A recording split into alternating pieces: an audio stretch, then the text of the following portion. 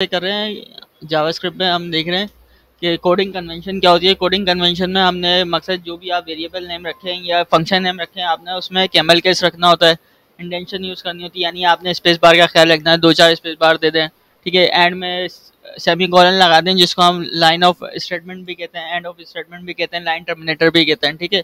Comments हम single line के लिए डबल फॉरवर्ड स्लैश लगाते हैं और मल्टीपल लाइन्स के लिए फॉरवर्ड स्लैश विद स्ट्राइक लगाते हैं, ठीक है। इसके अलावा नेमिंग कन्वेंशन में हमारे पास जो भी हमारे पास वेरिएबल नेम या हम फंक्शन नेम रखें, वो हम कोई रिजर्व कीवर्ड नहीं रख सकते। यानी आप जैसे जावास्क्रिप्ट का रिजर्व कीवर्ड क्या है, इफ़ है, ठीक है। तो अब हम इफ़ जो है वेरिएबल नेम या फंक्शन नेम नहीं रख सकते, ठीक है। और इसके अलावा जावास्क्रिप्ट में कॉन्स्टेंट और लेट जो है, ये मकसद इनका जब भी हमें वेरिएबल डिफाइन करना है जिसकी वैल्यू बार बार चेंज होगी, उसको हम क्या करेंगे, लेट रख देंगे। और जो हम कांस्टेंट वैल्यू रखना चाहते हैं जिस वेरिएबल की, जैसे कि पाई की वैल्यू हुई 3.142, अब ये कांस्टेंट वैल्यू ये चेंज नहीं होगी। मैंने उसके लिए क्या किया, कांस्टेंट का कीवर्ड रख दिया, उसके साथ वेरिएबल को डिफाइन कर दिया।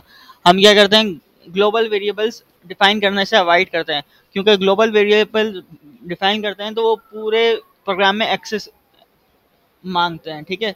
वो आपको एक्सेस करते हैं, आप चाहे यूज़ करेंगे या नहीं करेंगे, लेकिन वो अपनी जगह ले रहे होंगे। इसलिए हम क्या करते हैं, ग्लोबल वेरिएबल को अवॉइड करते हैं। हम जहाँ वेरिएबल चाहिए होता है, हम वहीं उसी ब्लॉक में वेरिएबल डिफाइन करके और यूज़ कर रहे होते हैं, ठीक है।